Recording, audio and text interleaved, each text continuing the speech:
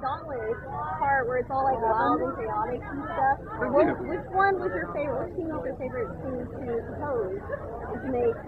Well, when I work on a film, I don't necessarily have a favorite scene. I might have a few scenes that are the most challenging to tackle. Like I just said to your colleague, the gun scene. Have you seen the movie? Oh yeah. Oh,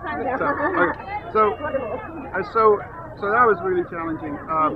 But I usually like in a movie, I like scenes that are the most challenging, because that gets your focus Push the brain.